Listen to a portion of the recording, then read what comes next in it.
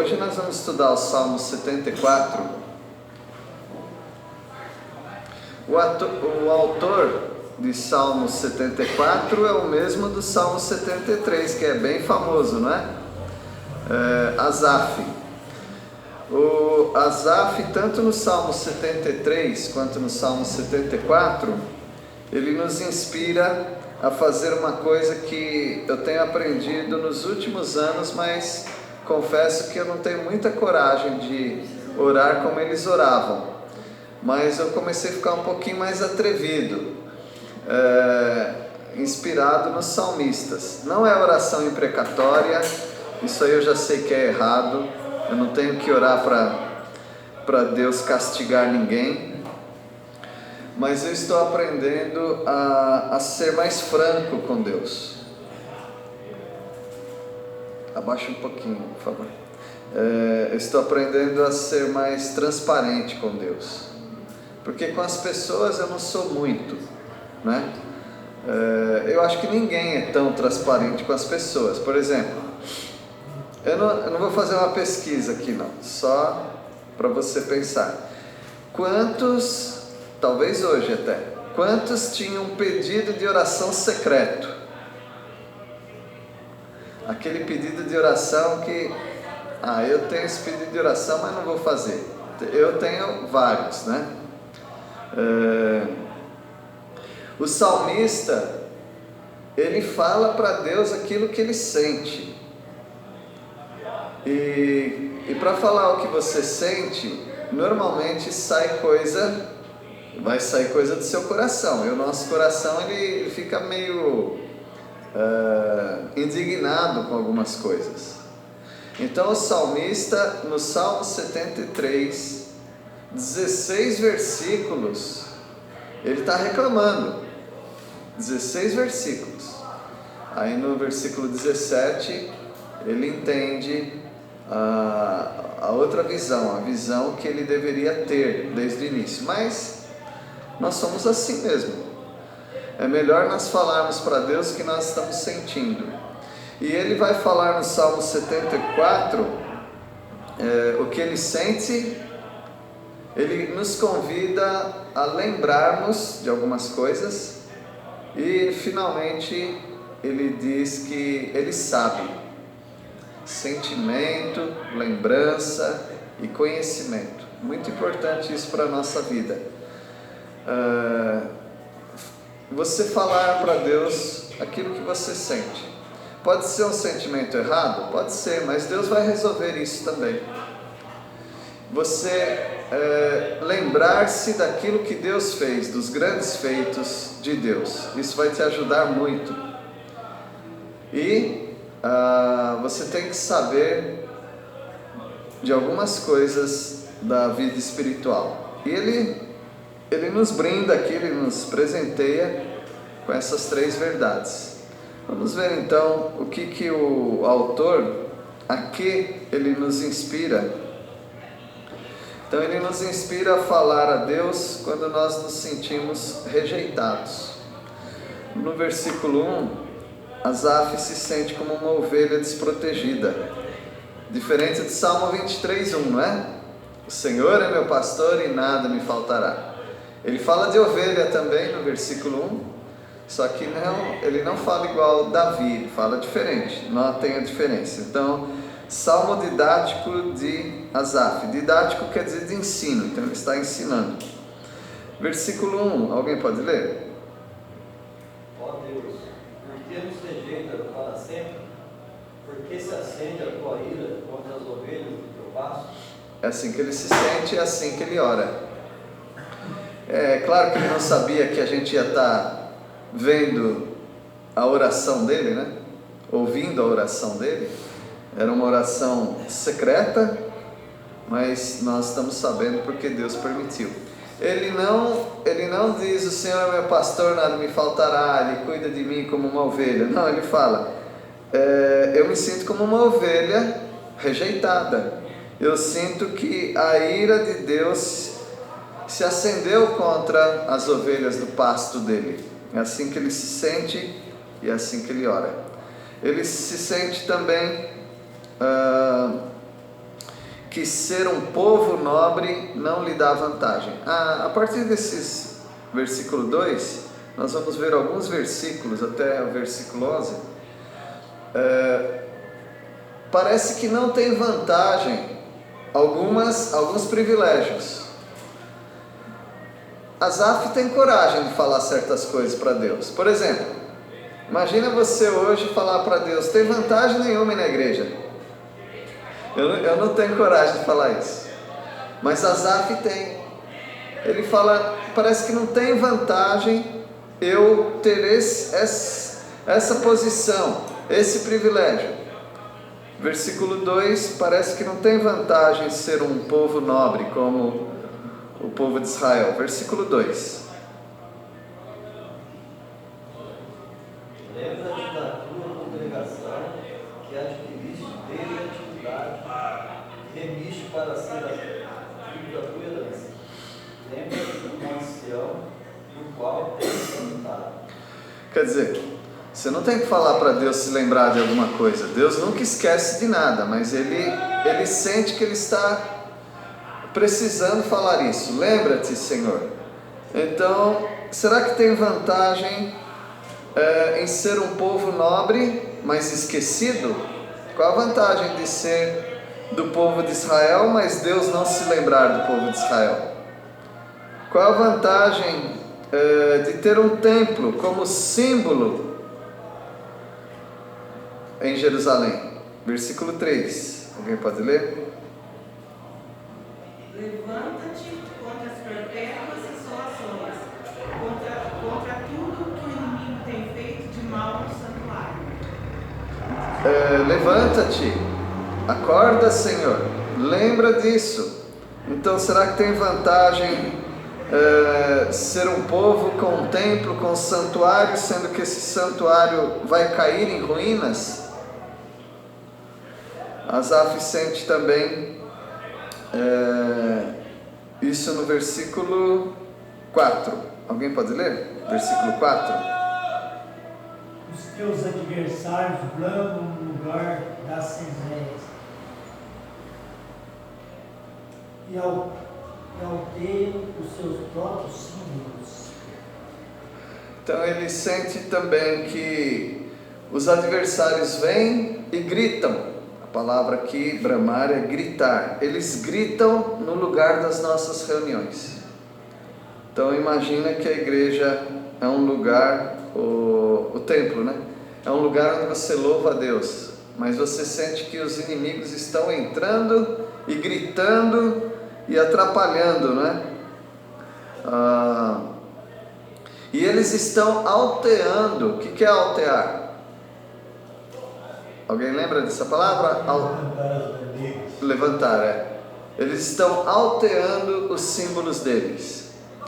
Imagina que se entrasse pessoas aqui gritando e levantando bandeiras que nós não defendemos, alguns símbolos que nós rejeitamos. É assim que ele está sentindo, que eles estão fazendo isso. Então, qual a vantagem de ter um templo sagrado, um templo de Deus, em que os inimigos entram, levantam seus pendões, suas bandeiras? Qual a vantagem também de ter um Deus de renome?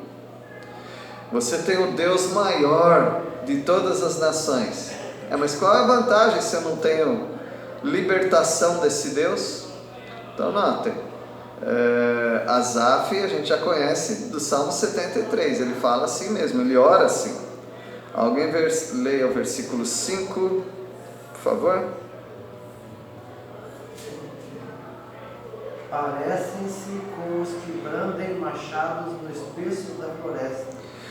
Então parece aqueles lenhadores, né, que vão na floresta bruta, né, aquela floresta de árvores grandes, e vai com machado, vai com muita raiva, né? Vai com muita força. Versículo 6. E agora, com seus machados e martelos, destroem todos os entalhes de madeira. Então esses trabalhadores, os lavores, né? Eles vão e quebram tudo. com machado, com martelo.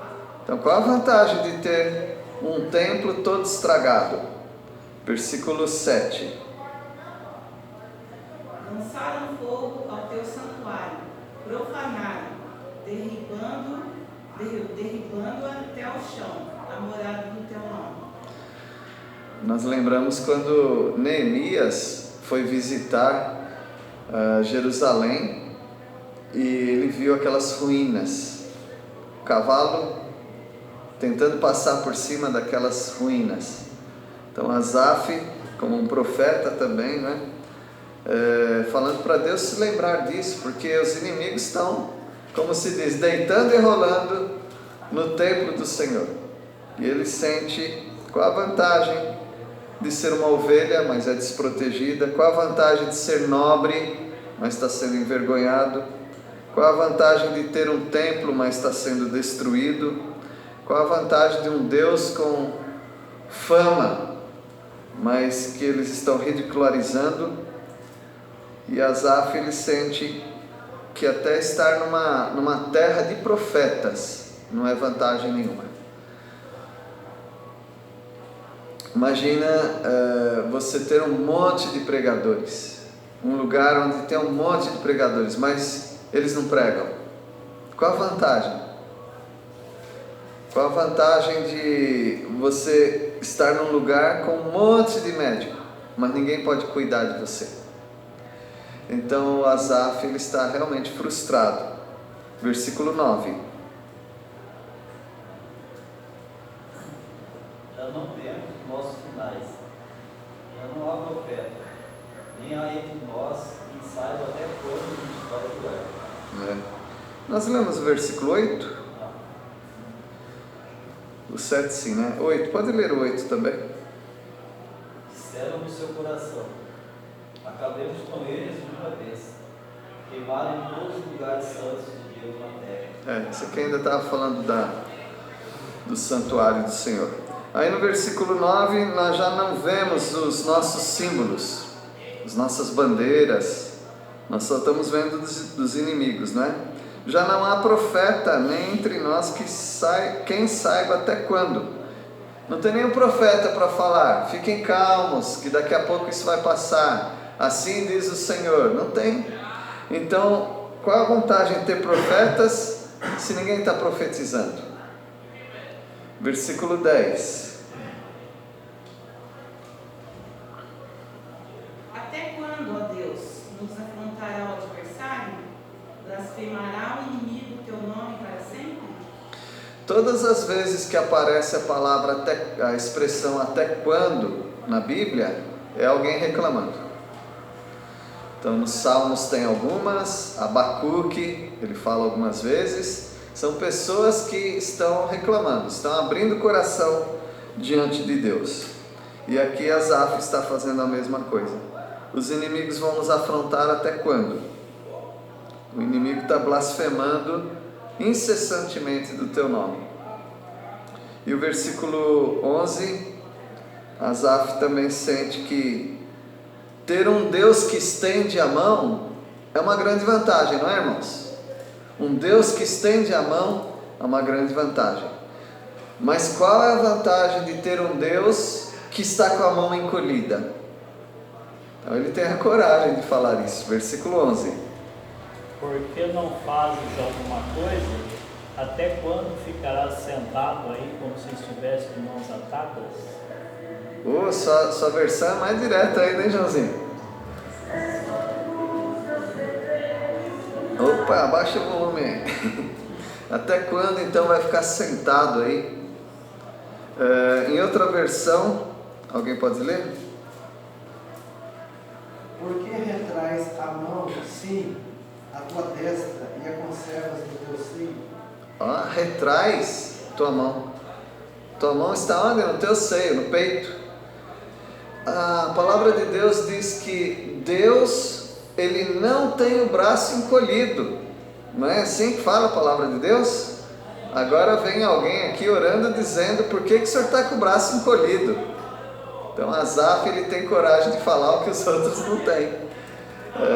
Eu não sou tão ousado assim, tá, irmãos? Eu estou só tentando orar com mais transparência diante de Deus. Mas Asaf, ele supera. Ele nos inspira também a falar a Deus que cremos nos seus grandes feitos. É como se ele estivesse caindo em si e dizendo: olha, é melhor eu parar de reclamar e reconhecer. E ele vai nos incentivar a lembrar de algumas coisas, lembrar dos grandes feitos de Deus. Ele começa a parar de pensar nos sofrimentos dele e pensar mais no caráter de Deus. Essa é a tendência, irmãos. Quando nós estamos sofrendo, a gente começa a pensar demais em nós. Mas um grande antídoto para isso, para nós superarmos isso, é começar a pensar no caráter de Deus, como Ele é bom, como Ele é justo e o que Ele tem feito no passado nas nossas vidas e está fazendo no presente também. Versículo 12, alguém pode ler? Ora, Deus, meu Rei, é desde a antiguidade. Ele é quem opera feitos salvadores no meio da terra. Melhorou, né, Jonas? Agora está melhorando. Em vez de falar até quando, ele fala: o meu Deus é desde a antiguidade. Ele opera feitos. Ele se lembra da vitória no Mar Vermelho. Quando você estiver em sofrimento, começa a lembrar do Egito. Começa a lembrar do povo no Egito até a libertação do povo no Egito. Você vai ver que bênção que é saber como Deus realmente se importa com você. Versículo 13. Tu dividiste o mar pela tua força, quebraste a cabeça dos monstros das águas. Asaf agora falando: o Senhor é poderoso para abrir o mar. Ele também se lembra da derrota do Egito naquele mar. Versículo 14. Despedaçaste as cabeças do Leviatã e o deste para o vento às criaturas do deserto. Ele fala de uma maneira figurada, ele não está falando realmente de crocodilo, de Leviatã. Na minha versão é crocodilo, na sua Leviatã, um monstro do mar, não é? Ele realmente não está falando que Deus matou o crocodilo, matou o monstro marinho. Ele está falando do Egito, tá? O crocodilo é símbolo do Egito, quando você vê nos profetas, porque o Rio Nilo, no Rio Nilo tinha muito crocodilo, então acabou se tornando símbolo do Egito, o crocodilo. Então Deus despedaçou as cabeças do jacaré e do crocodilo. Então ele está lembrando da derrota do Egito. Ele se lembra também que quando o povo precisou de água no deserto, Deus supriu. Ele lembra que quando o povo estava diante de um rio cheio, aqui ele chama de caudaloso, né? O povo passou, porque Deus abriu o rio. Versículo 15. Fendeste a fonte do ribeiro, secaste os rios impetuosos. Quando o povo precisou de água, ele abriu as fontes numa rocha. Quando o povo não precisava de água, que era para atravessar o rio Jordão, Deus fez parar o fluxo do rio. Então Deus cuidou deles, e Ele está lembrando disso. E ele lembra também das leis fixas de Deus. As leis fixas de Deus nos fazem lembrar da sua imutabilidade. Ele não muda. Quais são as leis fixas? Alguém poderia me falar de alguma lei fixa da natureza? Por exemplo, um vulcão entrando em erupção não é lei fixa, tá? Isso aí saiu do normal. Mas coisas que são normais na natureza, alguém poderia falar uma? Chuva é lei fixa. O que mais? Gravidade. A gravidade, lei fixa. O que mais? As ondas. O mar está sempre... A água da chuva não enche o mar. Exato, o mar não passa o seu limite, de modo geral. Leis fixas, o sol se levanta, o sol se põe. Eu estou de blusa, estou vendo que alguns estão de blusa, mas a gente estava reclamando do calor, não estava? E por que a gente está de blusa agora?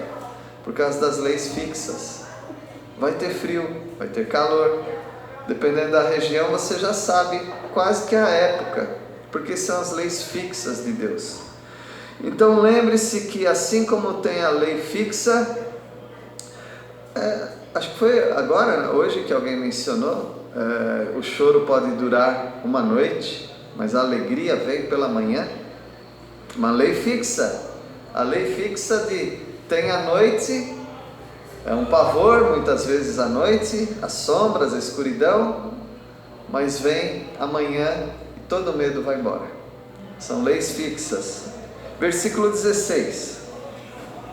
Eu é o dia, tu também a noite, a luz e o sol nos formaste. 17.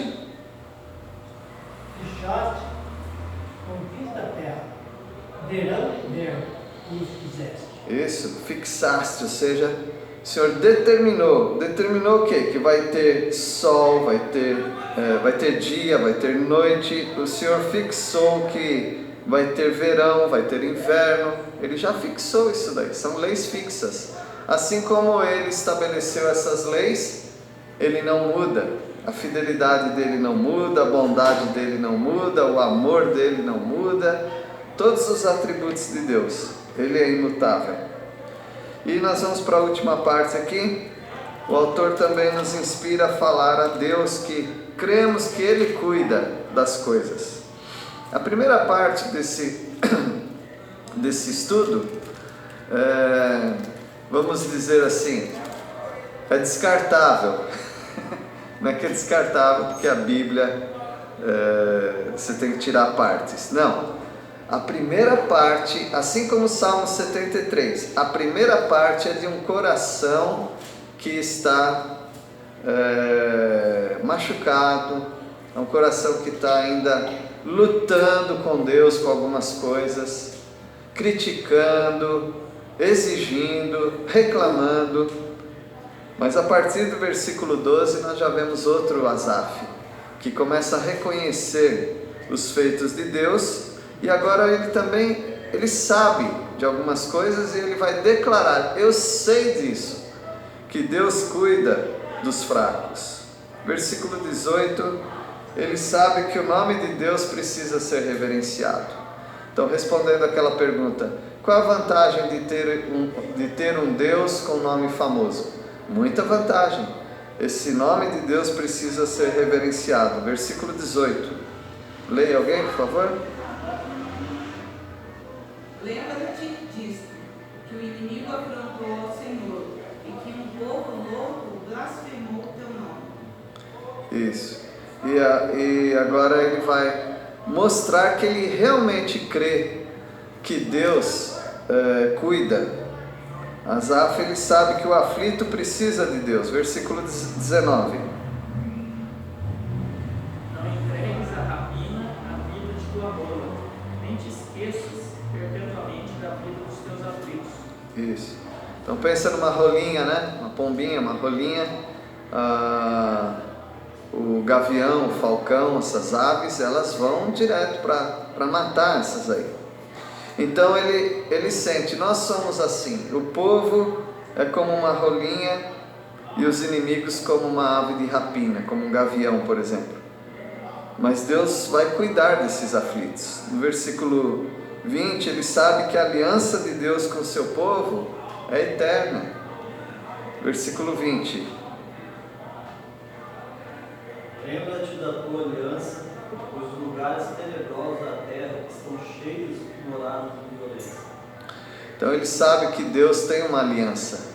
E ele começa a apelar então para aquilo que ele sabe que é firme. Porque ele começa dizendo: Deus tem as leis fixas, assim como Ele vai cuidar do ultrajado, Ele vai proteger, Ele vai também considerar a aliança dele. Logo, Deus não se esquece. Versículo 21, ele sabe que Deus não vai desprezar o aflito. Versículo 21. Não volte envergonhado o oprimido, louvem o teu nome o aflito e o necessitado. Ele mudou o discurso dele. É bem sutil, mas você percebe. Agora ele não está reclamando que Deus está envergonhando o oprimido. Não, agora ele fala com o oprimido agora. Ele não está falando só com Deus. Ele está dizendo, não fique envergonhado o oprimido. Você se sente oprimido? Você se sente aflito? Não fique envergonhado. Por quê? Porque Deus vai se levantar e Deus vai cuidar de você. Asaf sabe que Deus vai prevalecer contra os inimigos. Versículo 22 e 23.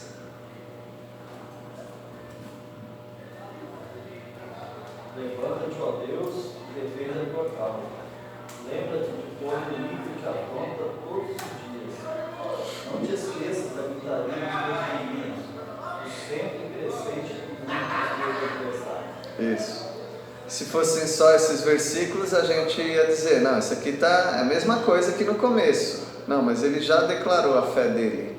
Ele já falou para o aflito ficar tranquilo, porque Deus ele vai se lembrar disso.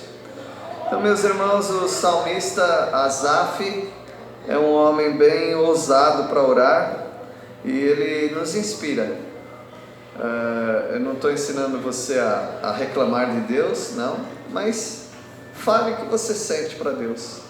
Se tiver alguma coisa errada na sua palavra, na sua oração, no seu sentimento, Deus vai consertar isso também. Deus abençoe os irmãos. Vamos orar. Deus, obrigado por essa noite, por esses grupos que estavam em oração. Sabemos que o Senhor vai responder às nossas orações. Ó Deus, ajuda-nos a falar para Ti dos nossos sentimentos. Mas, ó Pai, não nos deixe ultrapassar aquela linha de ser transparente com o Senhor e começar a duvidar do Senhor, reclamar do Senhor. Ajuda-nos, ó Pai, a reconhecer e a lembrar dos Teus grandes feitos. E também a declarar aquilo que nós sabemos que o Senhor é e que o Senhor faz. Nós oramos em nome de Jesus. Amém.